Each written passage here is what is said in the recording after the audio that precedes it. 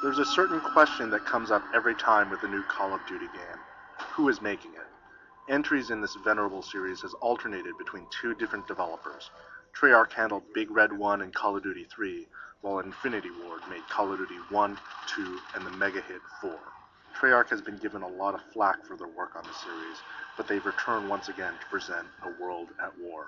Built on the Call of Duty 4 engine, World at War has a lot to live up to. After all, it's not easy to follow such a smash hit.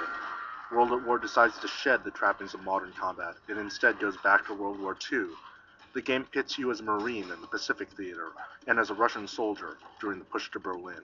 Yes, there have been a lot of World War II games by now, but at least this one deals with battles that haven't been explored too much already. The war in the Pacific was a completely different kind of war.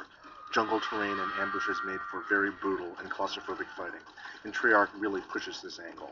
In fact, this game feels a lot more brutal than past Call of Duty games. The tone is set very early on by opening with a torture scene, and melee attacks are vicious. This makes it feel like fighting is more about survival than about winning a global war, and this is a refreshing change.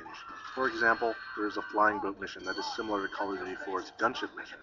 Whereas Call of Duty 4 had this eerie feeling of cold detachment, World at War puts you right in the middle with guys screaming and boats exploding all over the place. Treyarch captured the intensity of Call of Duty 4 and added their own stamp to it. The gameplay is still Call of Duty in every sense of the word. The fighting is super smooth, scripted events are plentiful, and enemies keep respawning until you push forward. By now, you're either a fan of this gameplay or you're not. This installment won't change anyone's mind about it. From a technical standpoint, the game is very pretty. All the bells and whistles of the Call of Duty 4 engine are in full effect, and the environments are varied. If you just expected to be fighting in jungles all the time in the Pacific, that is definitely not the case. The vehicle levels are fun, and it changes up the action. Meanwhile, the sound is spot on. All of this ups the player's immersion quite a bit. The multiplayer mode has been expanded as well. In addition to the create a character class and all the modes that you're familiar with from Call of Duty 4, there is now 4-player co-op for the majority of the campaign. The great new war mode focuses the action on certain spots on the map. There are tank maps and new perks. And then there's a new Nazi zombie co-op mode. Yes, it's as quirky as it sounds. Basically, you hole up in a bunker with up to 3 other people and defend against never-ending hordes of Nazi zombies. It's a fun little arcade mode that's complete with item stores and power-ups.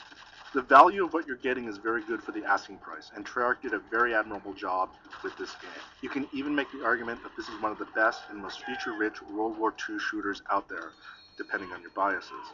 Yes, it does borrow from Call of Duty 4, but it also expands on it. You will get your money's worth with World at War, and it will make the wait for Infinity Ward's next Call of Duty all that much easier. For the full written review, head over to IGN.com.